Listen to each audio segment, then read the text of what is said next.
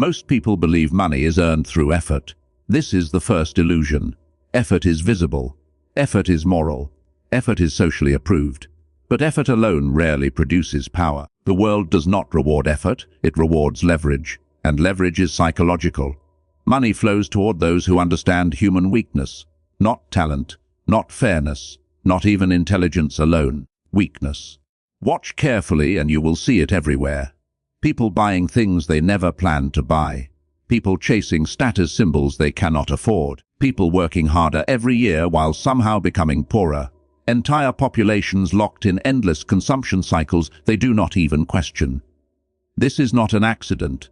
It is architecture. Modern economies are not designed around productivity. They are designed around desire. Desire is unstable, emotional, irrational. And when you learn to control desire, you begin to control money itself.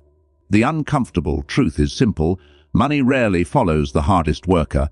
It follows the person who understands human behavior at a deeper level. The one who understands what people fear, what they envy, what they secretly crave, and most importantly, what they will sacrifice to feel important.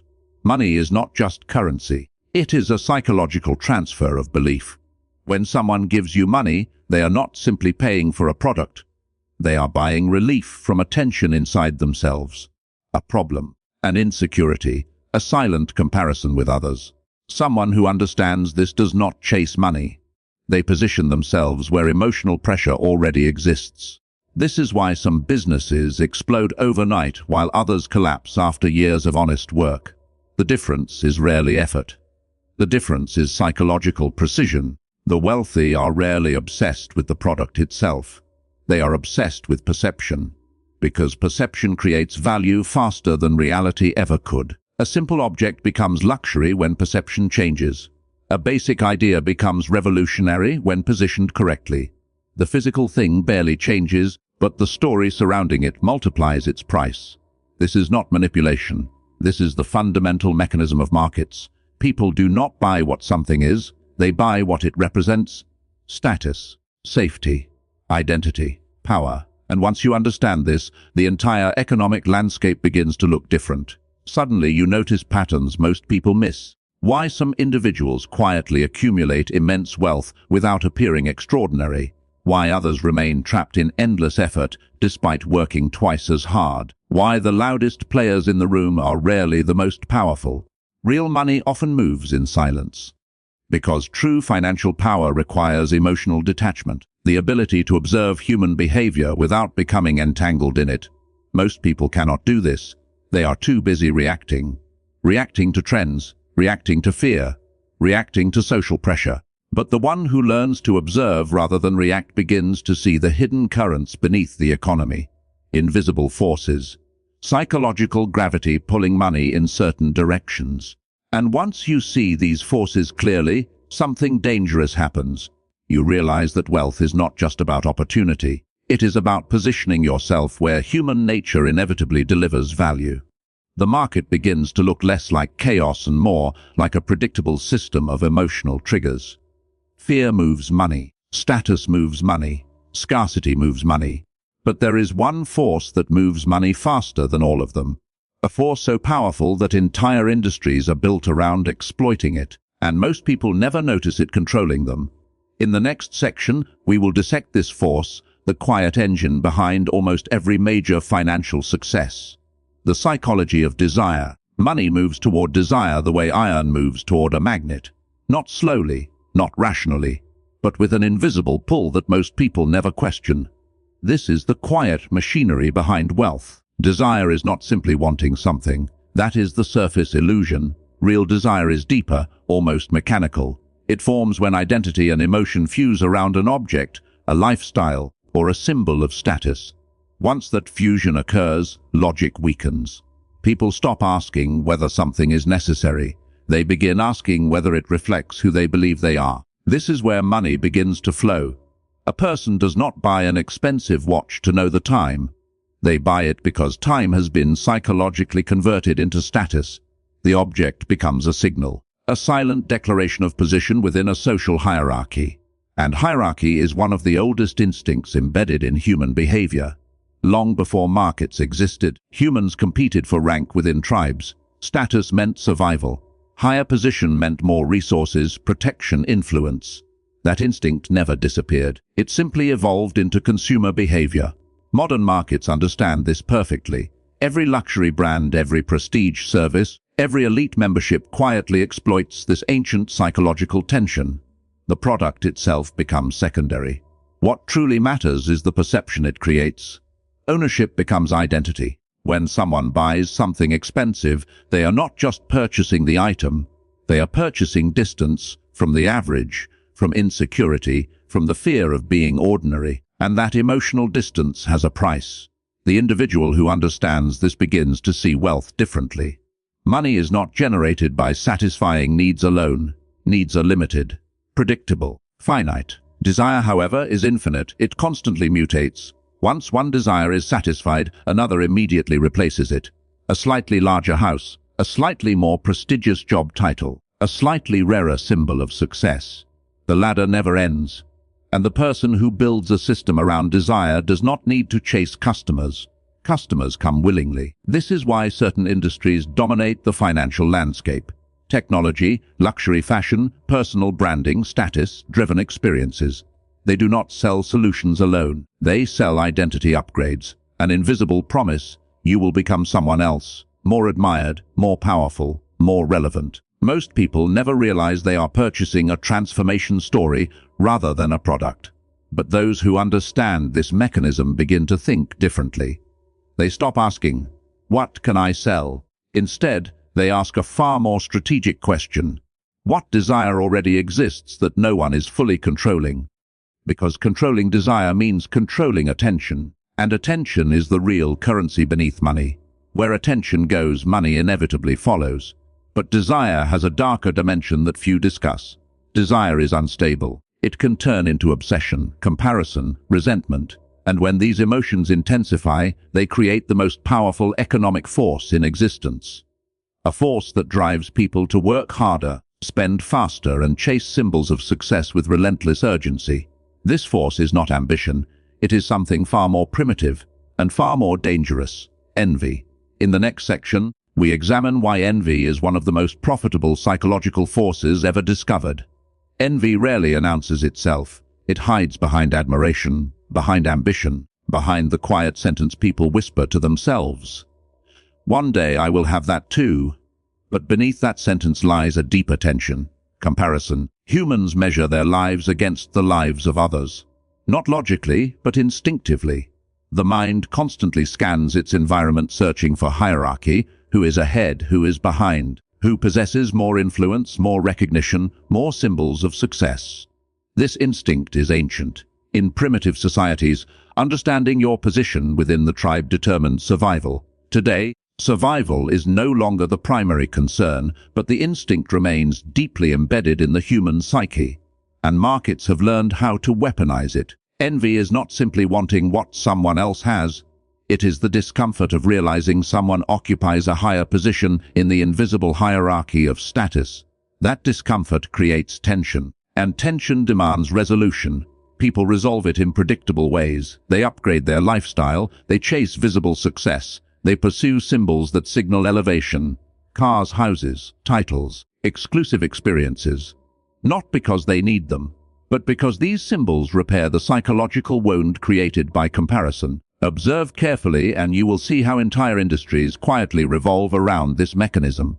Social media amplifies it, advertising refines it, luxury markets monetize it. Images of perfect lifestyles are not shown to inspire, they are shown to create a gap. A subtle psychological distance between what someone has and what someone believes they should have. That gap is where money begins to move. The individual who understands this dynamic stops viewing wealth as random success. Instead, wealth begins to resemble a system, one that channels emotional pressure into financial transactions. The greater the comparison, the stronger the desire to close the gap, and the faster people spend. But envy has a darker property most people overlook: it spreads. One person's visible success triggers comparison in dozens of others. Those individuals then begin broadcasting their own signals of achievement, triggering another wave of comparison. The result is a self-perpetuating cycle, a hierarchy constantly reinforcing itself. Those at the top of this hierarchy rarely need to push their products aggressively. Their position alone generates demand. People imitate what they perceive as successful because imitation feels safer than uncertainty, and imitation fuels entire markets. This is why the most powerful brands do not scream for attention. They cultivate exclusivity, distance, scarcity. They allow envy to do the work. The public begins chasing them, not because they are necessary, but because possessing them means climbing the invisible ladder. However, there is a deeper psychological truth hidden beneath all of this. Envy alone does not create wealth. It creates movement. Money flows through markets constantly, but only a small number of individuals capture the majority of it. These individuals operate differently. They do not participate in the comparison game. They stand outside of it. They create the symbols that others chase. They shape perception rather than reacting to it. And this requires something most people cannot tolerate: distance. In the next section, we will examine the most underestimated financial weapon in existence: strategic detachment. Most people try to make money while emotionally entangled with the world around them. They chase trends because everyone else is chasing them. They panic when markets panic. They celebrate when crowds celebrate. And without realizing it, they surrender the one advantage that creates real financial power: distance. Distance is dangerous because it separates perception from reaction. When a person is emotionally involved, their decisions become predictable. Fear forces them to retreat. Excitement pushes them to rush forward. Social pressure convinces them that following the majority must be safe. But the majority rarely controls money. The majority circulates it. The ones who accumulate it operate with a different psychological posture. They observe behavior rather than participating in it. They watch the emotional waves move through markets like tides through water: panic, greed, obsession, imitation. Each wave predictable, each wave temporary. And every wave creates opportunity for the individual who remains still.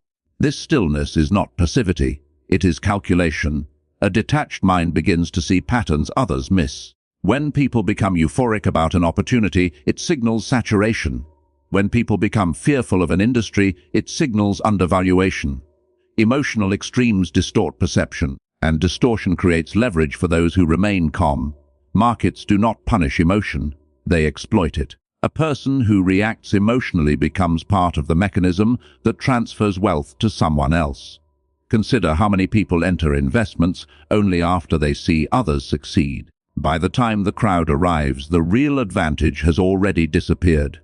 Early observers, those who remained patient while everyone else ignored the opportunity, have already positioned themselves. This is the quiet rhythm of financial power: observation first, movement later. But detachment extends beyond markets. It also shapes negotiation, leadership, and influence. When someone appears desperate for money, they lose leverage immediately. Urgency signals weakness. Need creates pressure, and pressure forces poor decisions. The individual who does not need the outcome controls the outcome. This principle quietly governs high-level negotiations. The person willing to walk away holds psychological authority. Their detachment destabilizes the other side because humans instinctively fear losing opportunities. Scarcity increases value, and nothing creates scarcity faster than indifference. This is why true financial power often appears calm, almost uninterested. It does not chase attention or approval. It allows value to accumulate silently while others exhaust themselves competing for visibility. But there is a paradox hidden here. Detachment alone is not enough. Someone can observe the system clearly and still remain powerless within it. Observation reveals patterns, but patterns only matter if they are converted into influence. And influence requires control over something even more valuable than money itself: attention. In the next section, we will explore the real battlefield beneath modern wealth, the war for human attention, where fortunes are built not by what people sell, but by what they control. Money appears to be the ultimate prize, but it is not. Money is only the visible layer of a deeper system. Beneath it lies a more powerful currency, one that determines where money flows long before transactions ever occur. Attention. Human attention is limited. It cannot focus on everything at once. The mind must constantly choose what deserves its awareness and what should be ignored. And whoever controls that decision controls the direction of value. This is the quiet battlefield beneath modern wealth. Entire industries are built around capturing fragments of human attention and holding them long enough to convert interest into desire. Every notification, advertisement, viral video, and public persona competes for this invisible resource. Not because attention itself is valuable, but because attention creates belief. And belief is the bridge between curiosity and money. Once a person believes something matters, they begin reorganizing their priorities around it. Time shifts. Focus narrows. Emotional investment grows. Eventually, the object of that belief, whether a brand, idea, or individual, begins attracting money with surprising ease. Observe the modern landscape carefully. The most financially powerful entities are rarely those producing the most physical goods. Instead, they are the ones controlling massive fields of attention. Platforms, personal brands, cultural narratives, influence networks. These structures function like gravitational centers. Attention gathers first, then money follows. This dynamic explains a phenomenon that confuses many observers. Two individuals may sell nearly identical products, yet one becomes wealthy while the other struggles endlessly. The difference is rarely quality. It is visibility within the attention economy. One operates in silence. The other occupies mental real estate inside thousands or millions of minds. And once that space is secured, value multiplies quickly. But controlling attention requires more than simply being seen. Visibility without authority dissolves quickly. Real attention control relies on perception. The audience must believe that what they are observing carries weight. Status signals must exist. Confidence must appear unshaken. The presence must feel deliberate rather than desperate. This is why powerful figures rarely explain themselves excessively. They speak less, reveal less, and move carefully. Every appearance becomes an event rather than background noise. Scarcity again increases value. The more controlled the exposure, the stronger the attention it commands. Most people misunderstand this entirely. They flood the world with content, words, opinions, and reactions. They become visible everywhere and valuable nowhere. Noise destroys authority. Controlled silence builds it. And once authority is established within the attention landscape, something remarkable happens. People begin transferring trust automatically. Trust reduces friction. When friction disappears, transactions accelerate. Customers hesitate less. Investors move faster. Opportunities appear with minimal effort. From the outside, it looks like luck. From the inside, it is architecture. Attention first, belief second, money last. But this structure hides a final psychological layer that very few individuals truly master. Because once someone controls attention and influence, the greatest threat no longer comes from competitors. It comes from something far more subtle, the ego. In the next section, we will examine why ego quietly destroys more financial empires than competition ever could. Power attracts attention. Attention feeds ego, and ego quietly dismantles the very discipline that created power in the first place. This pattern repeats throughout history with brutal consistency. A person rises carefully, observing human behavior, exploiting opportunities others ignore. They move with patience, they calculate risks, they maintain emotional distance. Then something changes. Recognition arrives, money accumulates, influence grows. Their name begins circulating through rooms they once struggled to enter, and slowly, almost imperceptibly, the mind begins to shift. Observation turns into certainty. Caution turns into confidence. Confidence mutates into arrogance. The individual who once studied human weakness begins believing they are immune to it. This is the moment wealth becomes fragile. Ego is dangerous because it blinds perception. It convinces a person that their success came from personal superiority rather than strategic positioning. They stop analyzing the system and start believing they are the system. And when this illusion forms, mistakes begin multiplying quietly. Decisions become impulsive. Criticism becomes offensive. Opposition becomes intolerable. The ego demands constant reinforcement. It wants admiration, validation, recognition of status. And to maintain this psychological comfort, individuals begin surrounding themselves with agreement rather than truth. Silence replaces honest feedback. Reality becomes distorted. Financial empires rarely collapse overnight. They erode slowly under the weight of unchecked ego. Leaders overextend themselves. They pursue expansions driven by pride rather than logic. They chase visibility rather than stability. And competitors, often quieter, more patient, wait. Markets are unforgiving toward ego because markets operate on reality, not self-image. No amount of personal belief can override economic pressure, shifting demand, or emerging competition. The system corrects arrogance eventually. But the correction is rarely gentle. Some lose fortunes, others lose influence, many lose relevance entirely. The irony is striking. The same psychological detachment that allowed someone to accumulate wealth is the discipline required to preserve it. But ego rejects detachment. It wants identity. It wants recognition tied directly to success. It whispers a dangerous message. You are the reason this works. And once a person believes that message completely, they stop adapting. They stop observing. They stop questioning their assumptions. Meanwhile, the world continues changing quietly beneath them. New players enter the landscape. New technologies reshape industries. New desires emerge within the population. And the individual trapped inside their own reputation often fails to notice until the shift has already occurred. True financial power requires something extremely rare. The ability to detach not only from the crowd, but from yourself, from your past victories, from the identity built around success, from the belief that your current position is permanent. Very few people maintain this discipline for long, which is why the final layer of money psychology remains uncomfortable for most to confront.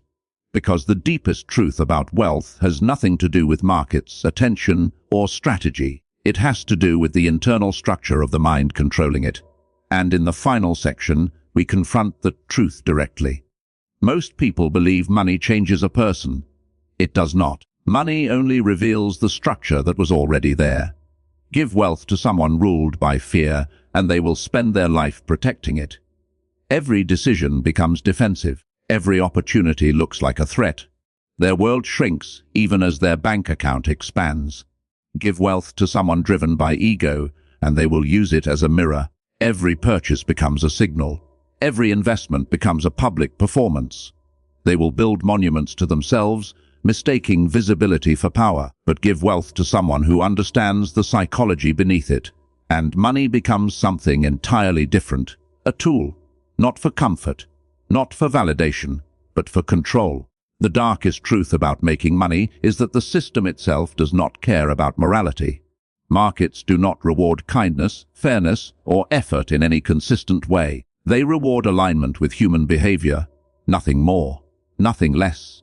This realization disturbs many people because it dismantles a comforting narrative. The belief that financial outcomes reflect virtue, that good intentions produce success and bad intentions produce failure. Reality is colder. Money flows toward those who understand leverage, perception, timing, and emotional pressure. It accumulates around individuals who can remain calm while others panic, patient while others rush, detached while others become obsessed. This is why financial power often appears mysterious from the outside. People assume wealth is hidden behind secret formulas or privileged access. In truth, the mechanism is far simpler and far more uncomfortable. Most people cannot tolerate the psychological distance required to see the system clearly. They want to participate emotionally. They want to belong to the same desires driving everyone else. They want the symbols, the recognition, the reassurance that they are moving upward within the hierarchy. And once they enter that race, they become part of the machine generating wealth for someone else. The few who escape this cycle do something different. They observe human nature without becoming consumed by it. They understand envy without being driven by it. They recognize desire without being enslaved by it. This creates a strange kind of freedom. A person no longer chases money blindly. Instead, they position themselves where the predictable patterns of human behavior deliver value naturally, quietly, consistently. But this freedom comes with a cost. Detachment isolates. When you see the mechanics of status games, they lose their emotional grip. When you understand how attention is manipulated, spectacle becomes transparent. When you recognize how easily desire can be engineered, consumption feels less like pleasure and more like participation in a system. And so the final truth about making money is not financial. It is psychological. Real power belongs to the individual who can move through the system without being shaped by it, who can build wealth without worshipping it, who can influence desire without becoming addicted to admiration. Because the moment money becomes your identity, you have already surrendered control. The system is no longer working for you. You are working for it. And the most powerful individuals in the world understand this well enough to remain something most people never expect them to be: quiet, observant, and psychologically free.